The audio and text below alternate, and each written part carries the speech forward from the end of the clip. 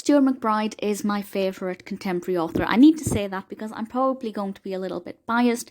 I'm also from Aberdeen, which is where he lives, and where certainly his Logan McRae novels are set.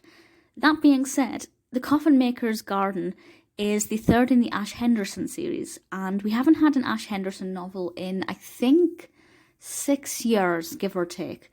So it's been quite a while, and certainly I've not read one of the Henderson novels since whenever the last one came out. I'm not as fond of Henderson as I am of McRae. Partly because we've had a longer journey with McRae, we've got to know more about him, and certainly we get a lot of Steele and Tufty, both of whom I love. Whereas with Ash Henderson, we haven't really known him as well, and his role with Leroux is not quite as exciting to me as what McRae's role is. That's not to say that there is anything wrong with the Ash Henderson series or the COFFINMAKER'S Garden in particular, because I did thoroughly enjoy this novel.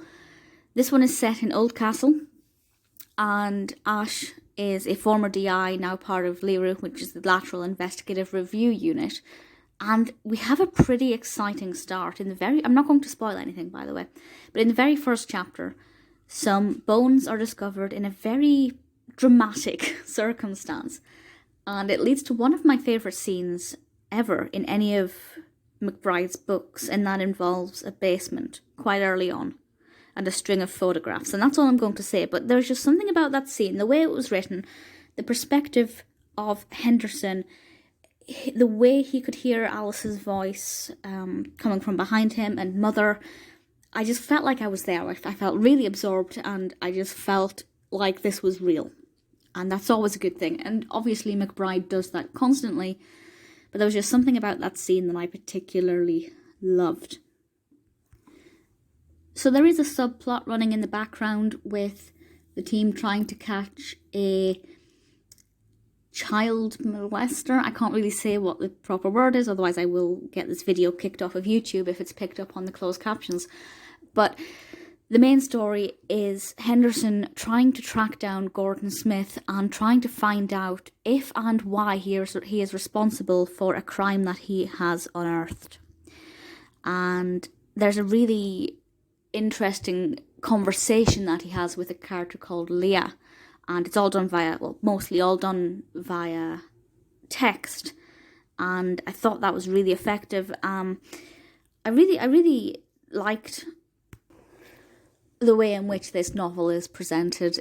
It's very much set out like a MacBride novel, with the phone conversations in italics, the radio conversations, the ringtones being different.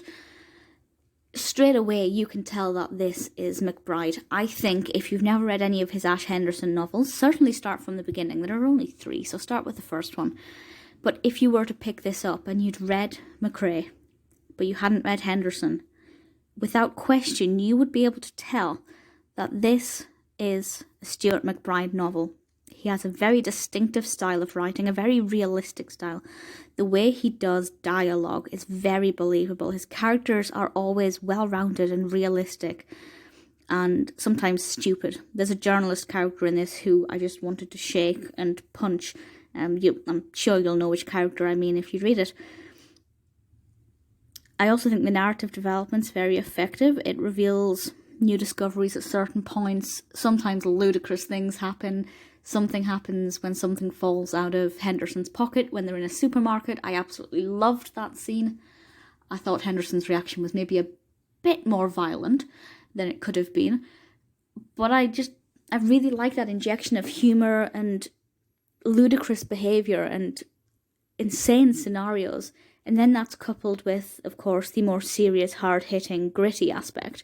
And I think MacBride always gets that balance spot on. There's a lot of comic relief in his novels, a lot of dark humour. And The COFFINMAKER'S Garden is absolutely no exception. There's a lot of travelling in this. We're not just sitting in the same place. He utilises a lot of the local area and travelling. And, he takes us to different locations, describes things really vividly. The same thing I would say about every other MacBride novel is this. This is immersive and you will be part of this story. Obviously, unlike, for example, the McRae novels, there aren't as many detectives in this or officers.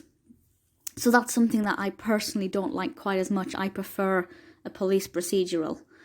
And it's not a police procedural, but it's also not. I don't know if that makes sense. The other thing that makes this definitely a MacBride book is the relationship between Henderson and Mother. It's absolutely an echo of the relationship between McCrae and Steele. Mother's not as brash as Steele. I think she's a bit softer. And I think Henderson probably shows his affection for Mother a little bit more than McCrae does for Steele. But I like their relationship a lot, and I really like Mother as a character. I think she's brilliant to read and great fun. This novel is great. I have nothing bad about it to say. I am biased. I'm 100% accepting that. I do not prefer it to McCrae. I do not like it as much as McCrae. But then, there isn't really anything that I do like as much as Logan McCrae. The Coffin-Maker's Garden is definitely worth a read. If you're new to Stuart MacBride, you'll be able to pick it up and read it without having read his other Henderson books. But at the same time, I thoroughly do recommend the other two. And of course, ultimately, I think you should just start with Cold Granite, which is about 15 years old now. It's the first McCrae book set in Aberdeen, absolutely worth starting with. It was the first one I read purely by chance. And I've never looked back. The Coffin-Maker's Garden is great. And I just hope that MacBride can hurry up with the next one, because I'm now left wanting more.